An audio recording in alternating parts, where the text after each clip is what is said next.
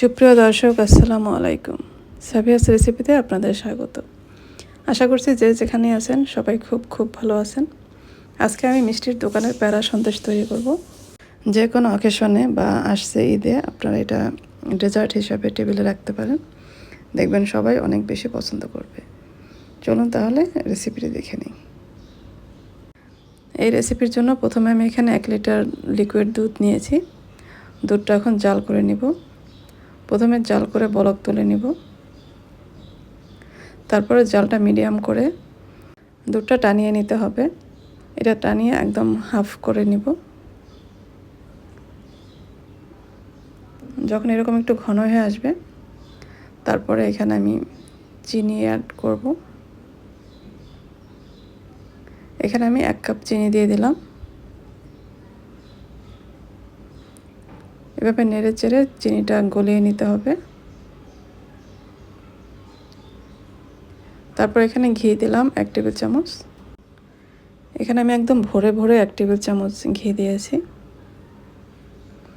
এখন এভাবে নেড়ে চেড়ে আরও টানাই নিতে হবে দুধটা আমাদের।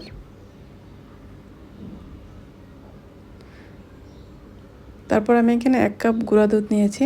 দুধটা পুরোটা একসাথে দিয়ে দিব না, আমরা 3 বারে দিব। প্রথম কিছুটা দিয়ে তারপর এইভাবে হ্যান্ড উইক্সের সাহায্যে এটা আমরা খুব ভালোভাবে মিক্সড করে নিব। যখন দুধটা খুব ভালোভাবে মিক্সড হয়ে যাবে তখন বাকি যে গুঁড়া দুধটা ছিল ওইটাও দিয়ে দিব। এখন এটা আবার ভালোভাবে মিক্সড করে নেব। এই কাজটা হ্যান্ড উইক্স দিয়ে করলেই ভালো হবে। যখন দুধটা ভালোভাবে মিশিয়ে যাবে তখন আমরা একটা স্প্যাচুলা দিয়ে এটা নেড়ে চেড়ে একদম টানিয়ে নিতে হবে, একদম হালুয়ার মতো করে নিতে হবে। যখন এরকম প্যান থেকে ছেড়ে আসবে তখন ভাববো এটা আমাদের হয়ে গেছে, আমরা এটা এখন নামিয়ে নিব। এখন আমি একটা পাত্রে নিয়ে নেব। এই অবস্থা কিন্তু প্রচুর গরম আছে, এটা আমরা মোটামুটি একটু ঠান্ডা করে নিব। এটা আমাদের ঢেকে রাখতে হবে, একটা র্যাপার দিয়ে আমি এটা ঢেকে রাখবো,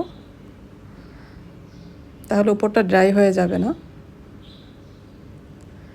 এই 5 থেকে 10 মিনিট ঢেকে রাখবো। একটু ঠান্ডা হয়ে আসলে যখন আমরা এটা হাত দিয়ে ধরতে পারবো, এই অবস্থায় আমি এখানে কিছুটা হাতে নিয়ে এইভাবে রাউন্ড করে বলের মতো বানিয়ে নিব। তারপর আমি একটা সাজ নিয়েছি, এই সাজে আমি আজকে প্যারা সন্দেশটা বানাবো। এখন তো বাজারে বিভিন্ন রকমের সাজ পাওয়া যায়, এটা খুবই অ্যাভেলেবেল। যে কোনো ক্রোকারিজের দোকানে কিন্তু এই সাজগুলি পাওয়া যায়।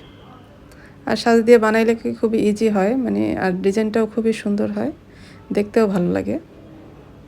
এই তো আমি এখন এইভাবে সবগুলি সন্দেশ বানিয়ে নেব।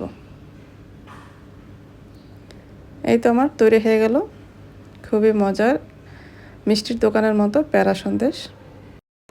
আশা করছি রেসিপিটি আপনাদের ভালো লেগেছে, আর ভালো লাগলে লাইক, কমেন্ট এবং শেয়ার করে দিবেন। যারা আমার রেসিপিগুলি ফেসবুক থেকে দেখেন পেজটি ফলো করার অনুরোধ রইল, আর যারা ইউটিউব থেকে দেখেন চ্যানেলটি সাবস্ক্রাইব করার অনুরোধ রইল।